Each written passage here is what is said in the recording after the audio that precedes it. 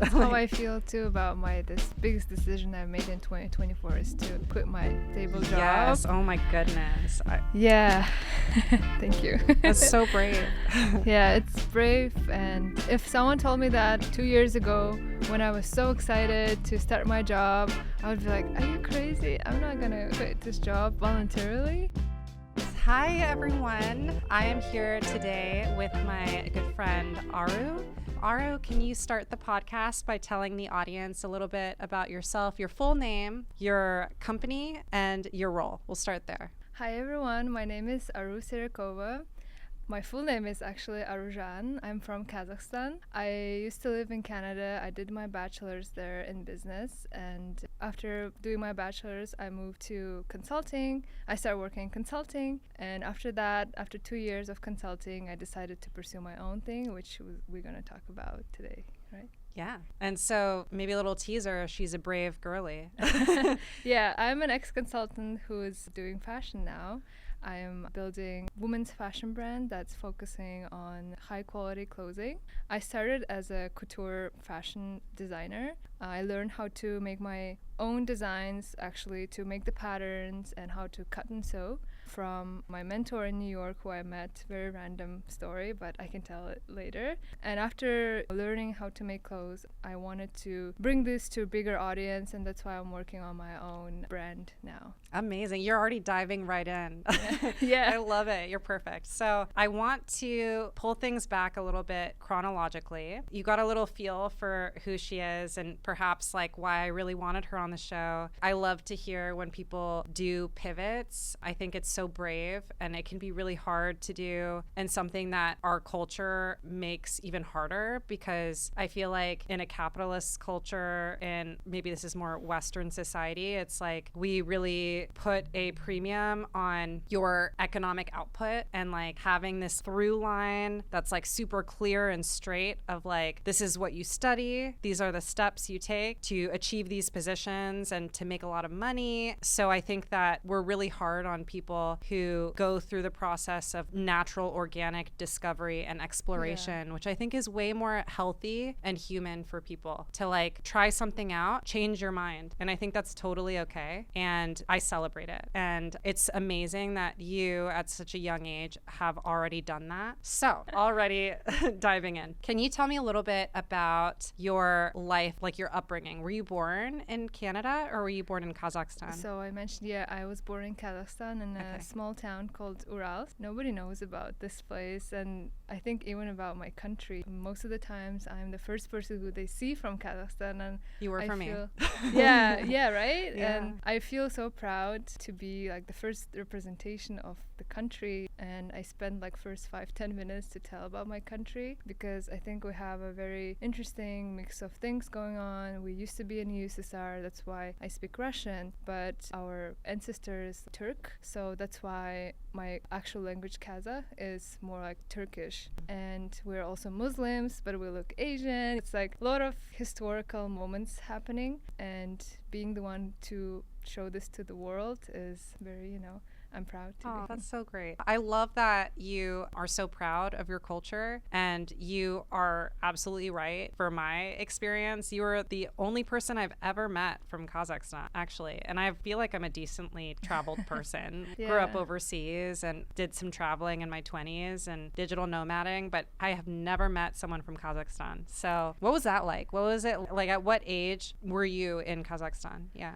So from the day I was born until I was 17. At 17, I moved to Canada to do my bachelor's. And a little bit of background why I'm in fashion right now, I would say. It's very important to mention that when I was growing up, my mom used to push me to do like performances and, dance. And I really like to sing. And every time I would like perform in front of my relatives, in big weddings. That's a big culture in Kazakhstan. In big weddings or even some competitions between like schools and things like that. We had this this process of making dresses for me, and all of them were made to order. And I loved the process of going to the fabric store and picking up the things that we liked with my mom, and just talking to tailors and choosing the design, like drawing it. And I was so excited every time when I went to see the designs, and every time there is something new, they update the design or the fittings. So every time we go for the fitting, I was just so excited. And after working in corporate and lacking something creative, I just thought about those moments. And also when I was a young professional, I was also used to dress up and get so many compliments on my styling, and there's just so many like little things that connected in my mind to pursue my thing. So again, how you said, something from the past, something that's happening, nowadays, all these small lights in my head, like kind of connected, and that's why I made this big shift. So cool. So back to Kazakhstan. So did you know you wanted to leave for undergrad? Yes. Okay. My parents, actually, I'm very grateful for my parents.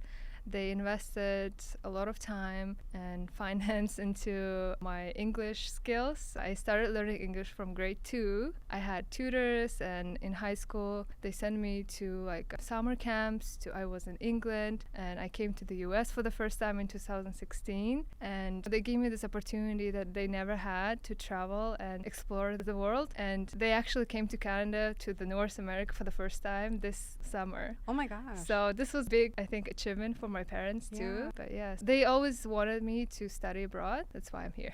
Interesting. I'm really interested too in people's family backgrounds. So it sounds like your parents were quite progressive. If they themselves, maybe, I don't know if they were well traveled, at least they hadn't been to the US, but they wanted that opportunity for their daughter. And it's, I think, interesting because female, I mean, I'm not super familiar with Kazakhstan, but my impression of a country that maybe has some of the religious background or cultural mix of Kazakhstan, I would not have anticipated that it would be culturally accepted maybe for women to be working. But let me know. I'm not sure. I think Kazakhstan, again, is like kind of mix of everything. That's why it depends on your family. Yeah.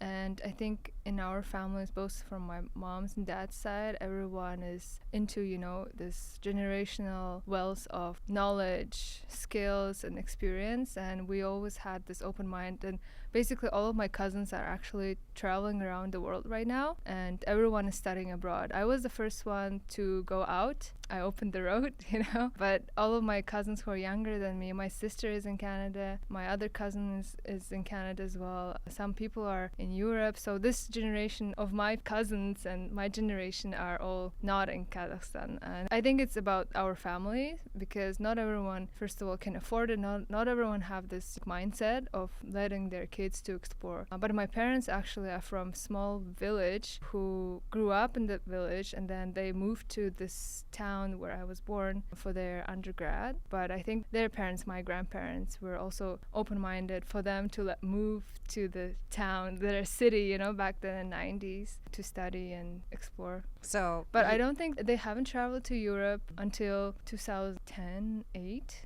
We like to travel to like other countries in Central Asia, to Turkey. Turkey is very popular in Kazakhstan, especially in summers. I used to go there every summer, and it was beautiful. But I don't think I would ever imagine that I'm going to be working on my fashion brand in New York. It's so like dreamy. So when you were younger, so you knew you were going to pursue your education outside of Kazakhstan from a young age. Yeah. Your parents valued that, pursuing an education and having this more open-minded, exploratory value system.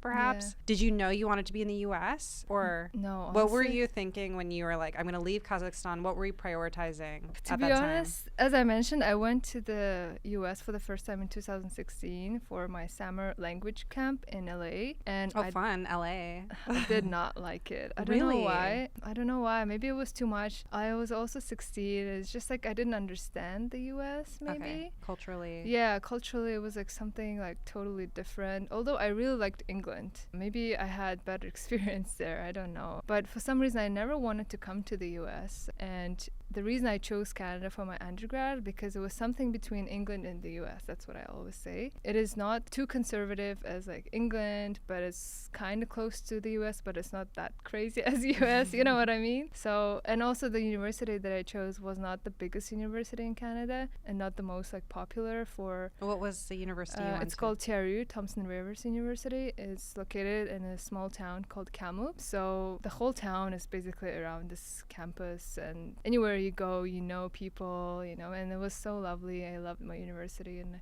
I had the best time that time. Yeah.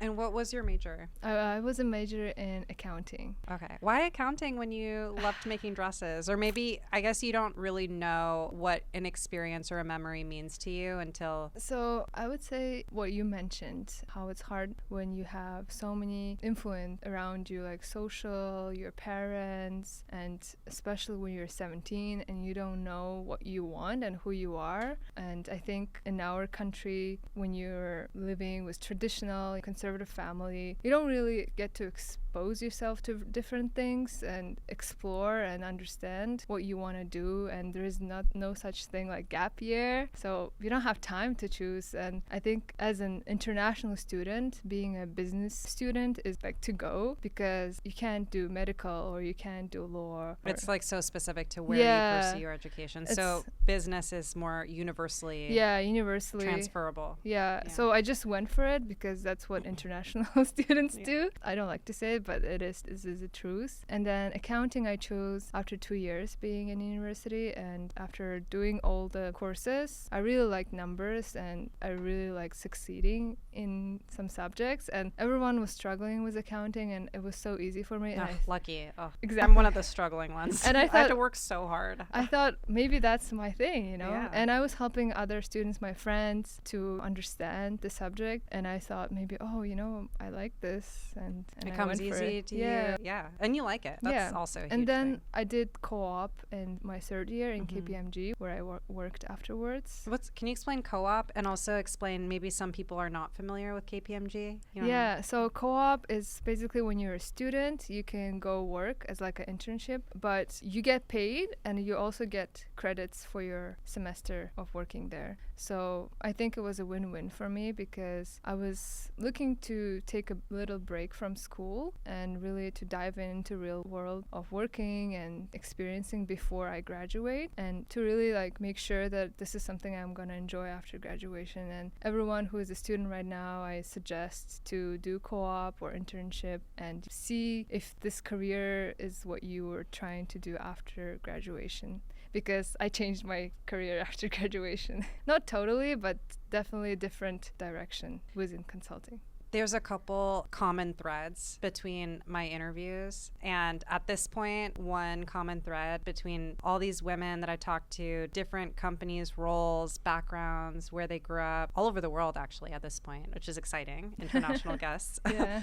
But like a common piece of advice people give is like to try on all of the hats, because how are you going to know unless you try it? And you have a certain idea of what a certain role or a job is going to be, but that's just an idea until you actually get your hands dirty and then live that experience of working that job and knowing the reality of it. And I think being a student is the best time to do it, because you have zero responsibilities in terms of your living situation, and like you really have this time to explore and do things. And I think most of students don't understand that because they focus on studying only, and that's the worst thing to do. I was just talking to my friend who is in master's. She used to study in Korea and England, and she worked a little bit back home, but she came to do master's in New York, and she's so focused on that because there's so much homework and things to do. And I keep telling her, you should, if you want to stay here and you want to work, people won't look at your education much because it will take up only one line, and it's your GPA and where you studied,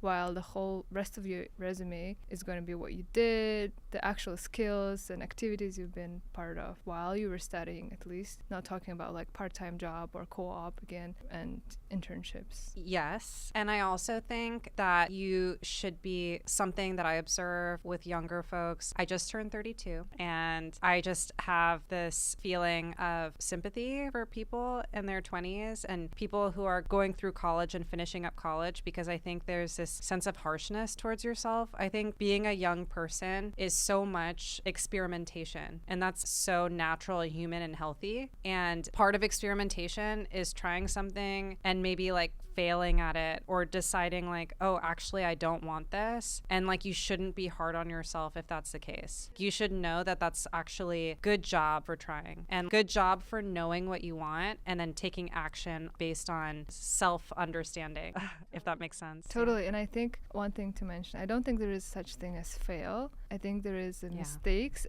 that you can learn from, and then there is things that you did well and you can keep doing it and working at it. But I don't think there is such thing as failure, because once people think this way, I was like that, and I was so afraid of failure, especially starting off my brand and doing a new thing that I don't know. You are afraid of failure, but there is no such thing as failure. At the end of the day, you had this huge leap in your career, you tried this thing, and you're never gonna regret that you never tried. Imagine being in your 50s and like, oh my God, I wish I started this. I could have done Obviously, you can do it in your 50s, but still, it would be really hard for you. Yeah. So. And I think it's also a reframing. And also, what does fail mean? I know. Like, you know, like I think it's just, I'm so at this point in my life, I am so annoyed with any ideas of black and white ideas of success and failure that are put on us by, it's not coming from internally from us. It's coming from society. Or your expectations or what you think people's expectations are on you. I think I've spoken to so many people that I look up to and who I would consider, and I think a lot of people would consider successful. And what is common among these people that can be so different, they can be individually so different, but they've got this common thread of they experience their own failure and like their own mistakes and challenges and things that they had to like overcome, or things that caused them shame that they had to overcome. And I think that makes you stronger and is just something worth celebrating. And we need to collectively reframe this as like, when you do something that is difficult, how brave that is, and pursue something that you want to do that's not the cookie cutter path, how brave and like badass that is. I feel like people should really think that way. And I myself am like a recovering perfectionist type of person. It's a continual journey to be kind to yourself and to not listen to negative self-talk and to pursue the thing anyway, because it's like all the coolest things that have ever come to be came through experimentation and being play. You mentioned that today, you know, it's like performance art, especially, we can talk about this, you know, in a separate conversation about social media and everything. This can be like a whole separate episode about social media. But another thing I want to add to the failure talk and to that redirection, this phrase stuck in my mind when I saw it. It's called rejection is redirection. So it's not like this is bad or this happened to you because you're a failure or this is a mistake. I always think it's something did not happen to you, means whatever it is, like God or universe, whatever you believe in, is directing you to a different way to do things differently and maybe closer to your actual self or to your actual purpose. Yeah. And if you want to look at it a different way, if you think that's a little too woo-woo, I'm all on board for that, just to be clear. But if you want to look at it a different way, it's like taking in data, right? When you decide something is not for you, that's really good and valuable data points from which to base your next steps from. And the interview I did yesterday, actually, I was talking to Hannah Stein, who is actually at She Innovates. We'll talk about how we met because it's really cute. But one thing that came up in our conversation was like how your career journey and life in general just kind of feels like taking the next rightest step. Whatever feels the most right, that's the step you take. And your whole life and your whole career is a series of those decisions of in the moment what feels the most right. Because you can't always, like, you can have an idea, form this idea of where you want to be when you're older. And I think it's good to think in the future, generally set up your life to go in that direction. But life is going to throw you things and throw you for a loop. And you're going to realize that you don't want things. You're going to evolve as a person. And so I think there's something to be said said about being like soft and loose and flexible as opposed to just like being really rigid and pursuing something doggedly that maybe doesn't feel right to you. I think every step, well, this is my experience, every step that I've taken that I've been grateful for and has taken me to a good place, I took those steps that just felt really right to me. And I was like, okay, this feels right. Let's just go. and it worked out. That's how I feel too about this biggest decision I made in 2024 is to quit my stable job. Yes. Oh my goodness. Yeah. Thank you. That's so brave. Yeah, it's brave. And if someone told me that 2 years ago, when I was so excited to start my job, I would be like, are you crazy? I'm not gonna quit this job voluntarily. But I think I had the best time at my first job after graduation. I learned all the basics of business, and where was this job right after? At KPMG. KPMG, too. okay. Yeah.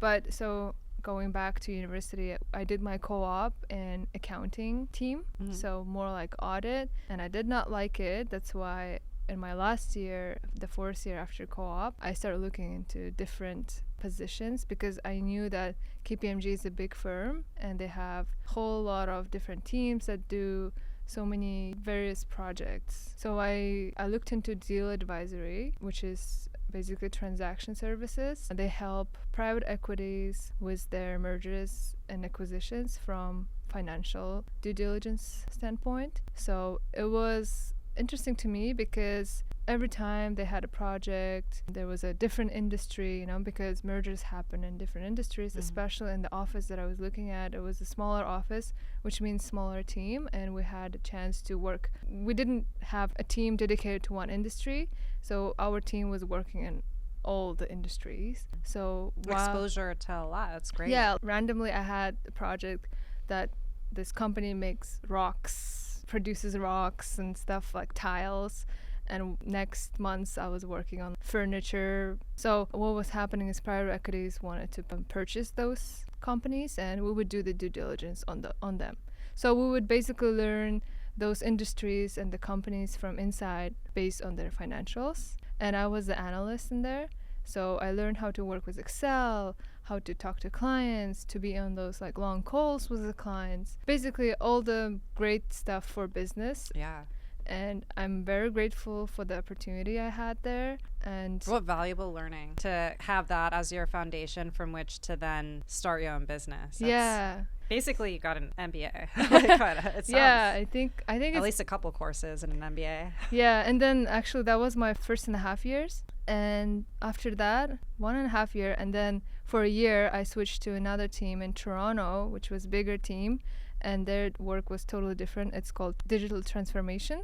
What they do is help clients to work on their digital backend, but that was focused on finance industry. So you can kind of tell that after a year and a half, I was already looking into focusing on one industry, and that was finance for me. I thought finance is very prestigious, and I was more interested in that. And I wanted to move to a bigger city than Vancouver. I loved Vancouver, by the way. So I worked in Toronto, and I learned about working more on a client side, how to handle the relationships. They were very supportive. Even when I said that I'm going to quit for my fashion brand, one partner was so excited for me. And actually, he was my manager / director, and he even offered me help, like he has that's so great. Yeah, so I still keep contact with them, and they were just like great people. And keep that relationship alive, because that's so valuable. Yeah. When you meet those people that like they celebrate you and support the pursuit of your dreams, even if that means leaving their team, that's a great person. So explain the desire you had this like great stable finance job. Explain how fashion came into it. Yeah. Where you were able to take the leap, where you're like, finally today's the day, or I'm actually going to do this thing. What were the things that happened to make that? Yeah, I think it was external influence and also internal. External as being of my close friends. Actually, a couple of my close friends are influencers. Okay. In wellness, and one of them is in travel. So she's Cool. a travel nomad, and both of them are very inspiring, especially for women. And they always ask me to style their clothes or go shopping with them because they think I have a good style. Agreed. Yeah. Yeah. She's impeccable. Every Thank time you. I've seen her, from when I met her to when, just like beautifully dressed. Thank you. Yeah, and they always told me like you should start posting because they're influencers and they would help me to get some ideas and how to do all the social media things. And I also had an eye to taking pictures and making videos just for myself, especially when I travel. But I was always shy about like sharing and selling my things or, you know, selling myself. And so I just forgot about it. I just listened to them, you know, and I was, yeah, I will do it. I never did. And then I saw how like nowadays you can really make money and also find your passion through doing the things and showing it on social media. So that's another external influence. And another one was also support from my family and my partner. I think that's huge that people don't mention that. We are all people with feelings and, you know, we all need support and hope. And I think those who are around us are the most important people. And when we hear things like, oh, you can do it, I know, you should just try at least, and there's nothing that's gonna happen. The worst case scenario, you can just come back to your work, and just that comfort they provide.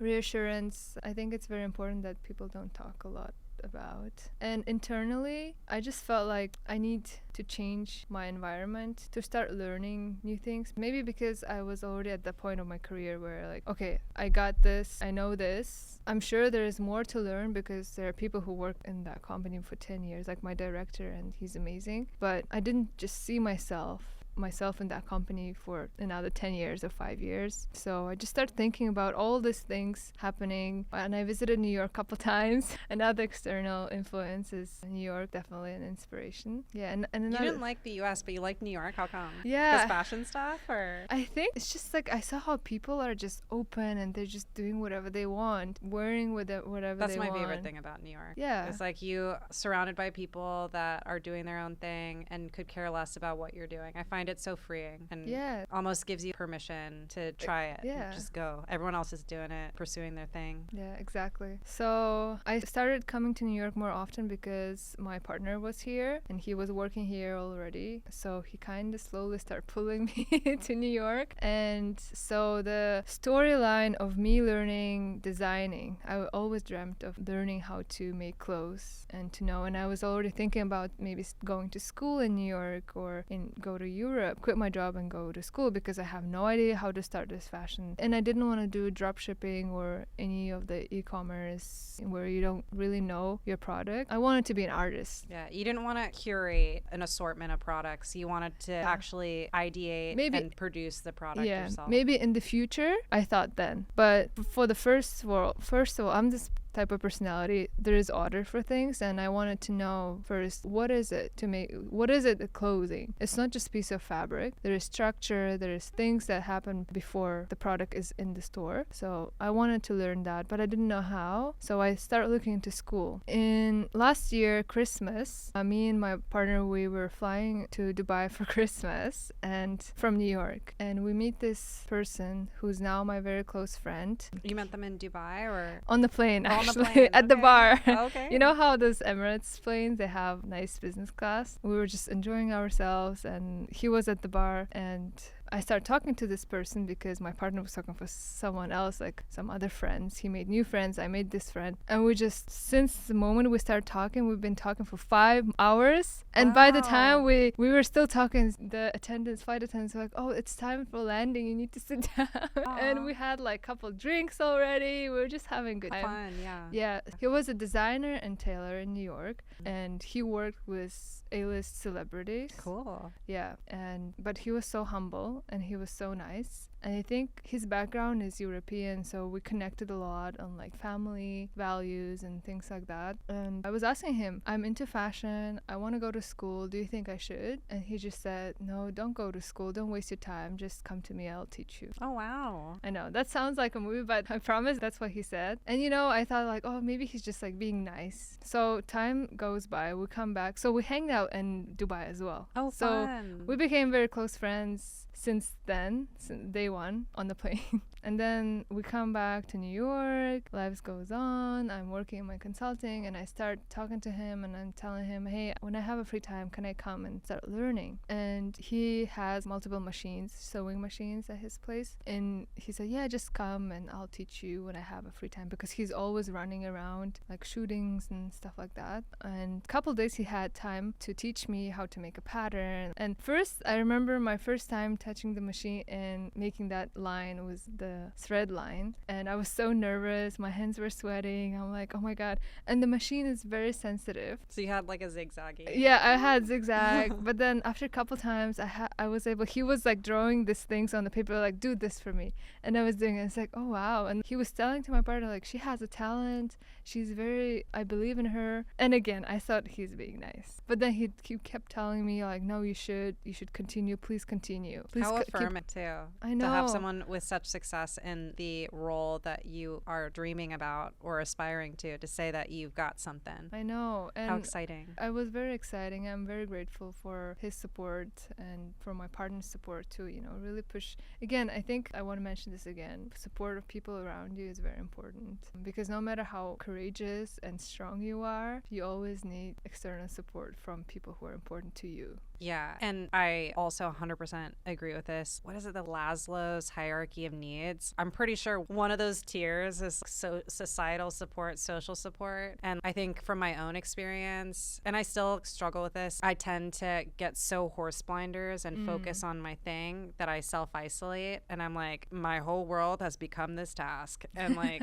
this objective. And human beings, that is not a healthy way to be. Like, social isolation is a form of abuse and torture. You actually, that sounded hardcore, but I just made No, from like day one, human beings, they existed in tribes, and they always did. So there were always social tribes and connections between people. They couldn't survive alone. Mentally, So I think it's so critical to have a support system and people that you see every day. And I think we saw it in the pandemic when there was a lot of isolation, and like my heart goes out to people who are living alone and didn't have a social network, because that's so hard. In the same way that human beings need like water and food and fresh air and sunlight, you need to have people around you. You need to have a sounding boards, people that you can trust too. It's just like one of those things that allows you to feel supported and safe, and allows your mental health to be healthy and strong enough to pursue your dreams and to take brave steps, making a career pivot into something that maybe seems really risky to you. Yeah. I think I'm glad that you keep coming back to support, because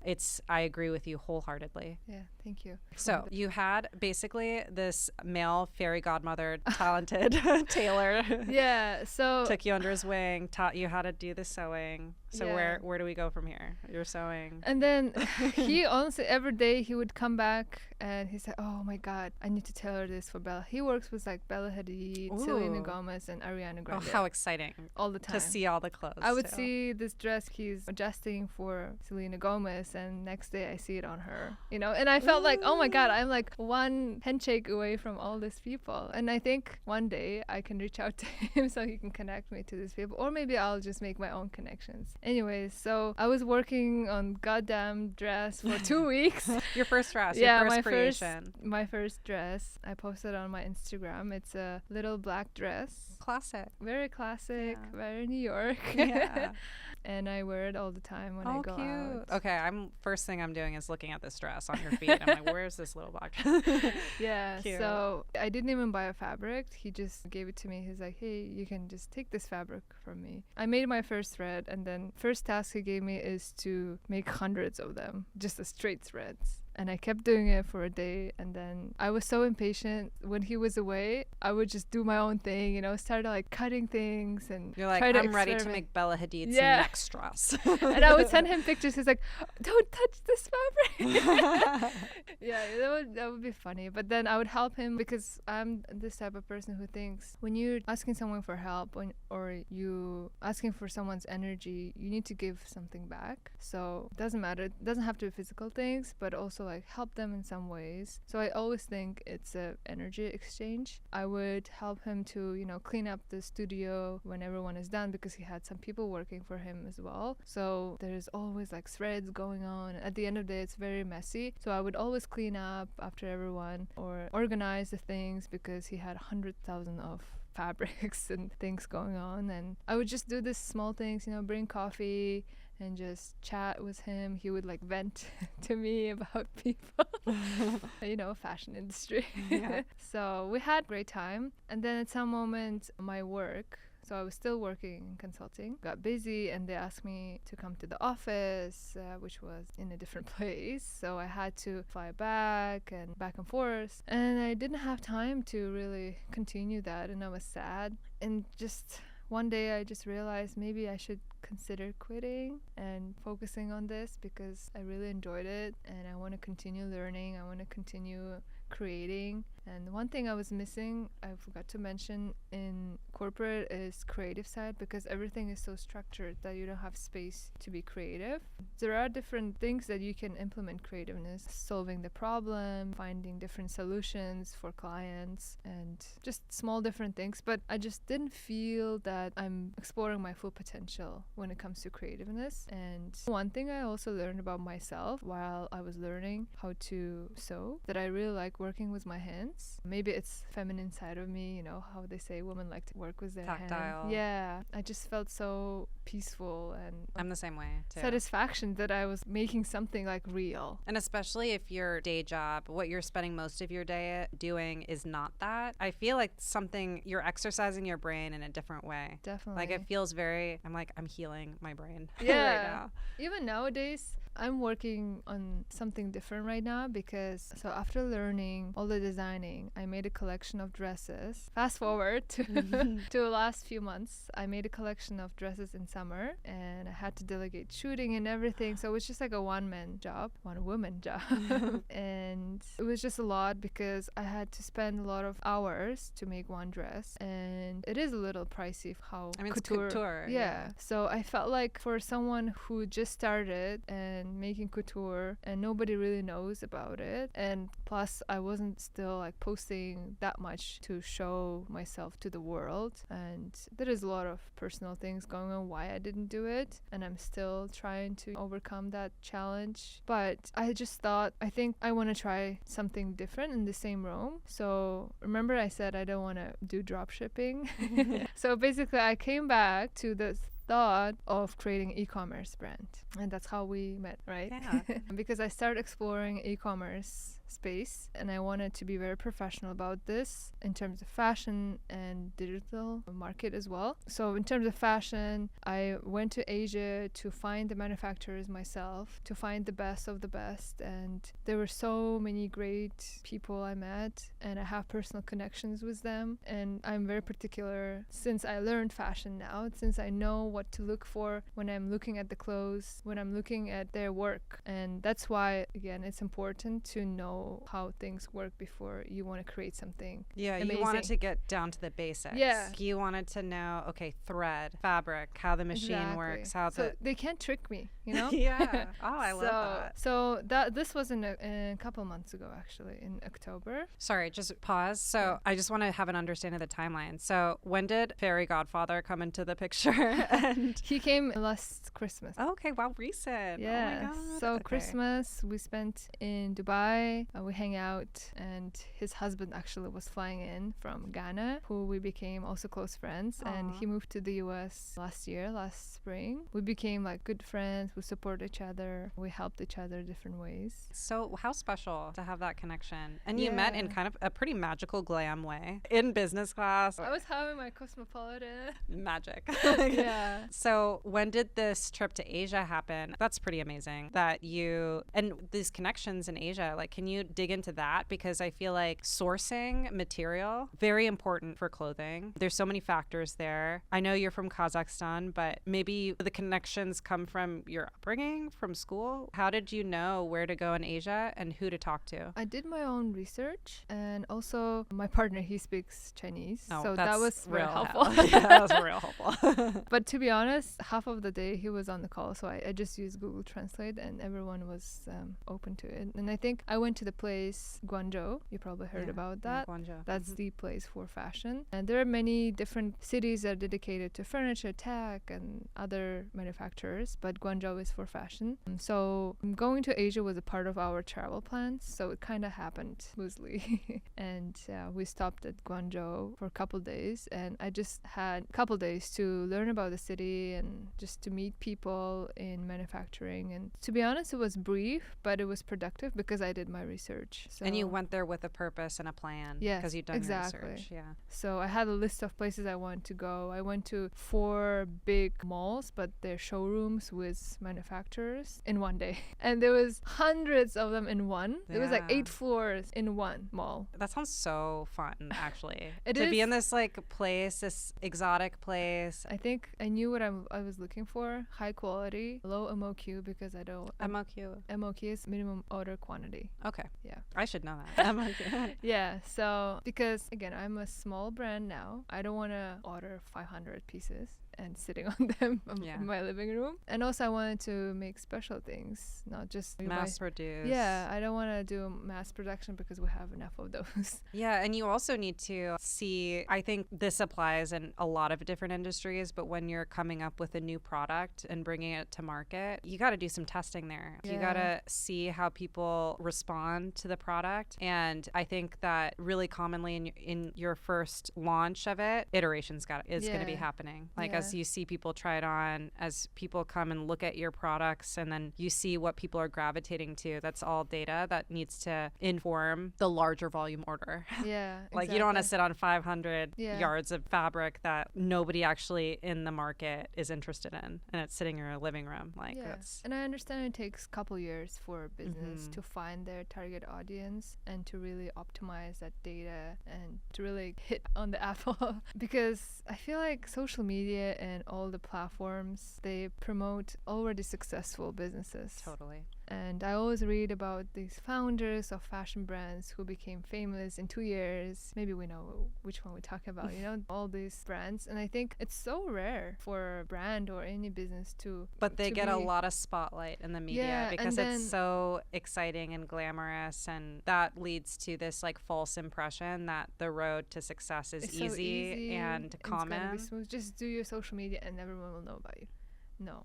That's not how it works. There's a lot of work behind it. The business side, setting up your business even is so creating hard. a community. Creating a community, that creating takes the time. product, the selling the product, so many different things. And as a founder who has to deal with everything by yourself in the beginning especially, you can't afford to hire And you're someone. bootstrap. You're self-funded to this day. Yeah. Like everything. Yeah. So I'm trying to be very mindful about everything I do, but at the same time I understand I can't do everything. Like advice for young people, and then things that you're excited about on the horizon with your brand. Yeah. So my biggest advice is to listen to yourself and to your intuition. You mentioned that sometimes you get those signals at the moment. Maybe you should pivot, or maybe you should consider different things, because you can't have a goal for 5 years and just stick to it and be very focused on it. It's good to have goals, but it's also good to pivot to your environment, to things happening in your life. Be responsive to how you experience to changes. To change, yeah. Yeah, to changes. Flexibility. And it's okay when things go different. To plan. Yeah. Rejection is redirection. Yes. And also, again, it's support that people provide you. You should accept it and give it back to other people. I think we need to keep this balance in the world. Keep spreading kindness and be nice to each other, especially as a female founders and female women who are trying to find themselves in different industries and spaces. I think we should be there for each other. Yeah, and support each other. Yeah. And just touching on how we met, just because I think it's like a great tie-in of that theme. We met at a all-women's e-commerce conference, She Innovates. That is also where I met Hannah Stein, another guest here on the podcast. And I think actually all my guests, with the exception of maybe my first guest, were women that I met at women's events by chance, where my idea and dream of a podcast came up organically in conversation. And the women were just like, hell yeah, how can I support you? That's such a cool idea. Let's do this recording. Yeah. And that was so much what you did. And that I'm so grateful for your time and your willingness to share this part of your journey. I know that this is like pretty recent for you and early, like you're earlier on in your journey. And I love that. I think it's so important to show people who are not already at the phase of dressing Bella Hadid. Okay. We have enough of that in social media where you see the highlight reel and it's like the overnight success. Let's show the truth. Let's show the progress. Let's show what happens before you get there. A woman who just like is more early on in that journey, who made that pivot from like the stable role and did something brave. And it's not smooth sailing, easy peasy for you. Like you have self-doubt and worries and you don't feel totally grounded, and show that that's normal and that's okay. And like I've been there, 100% have been there. And like, I think every successful woman has been there. And I think like, all the things you mentioned applies to you as well. Was a podcast, because you mentioned that there was a journey that brought you here, and this is pretty new to you, and congratulations on that, and thanks for having me. Oh, thank you for supporting. Well, thank you guys for listening in. Pursue your dreams. Rejection is redirection. Okay, there we go. Thank you. Bye everyone.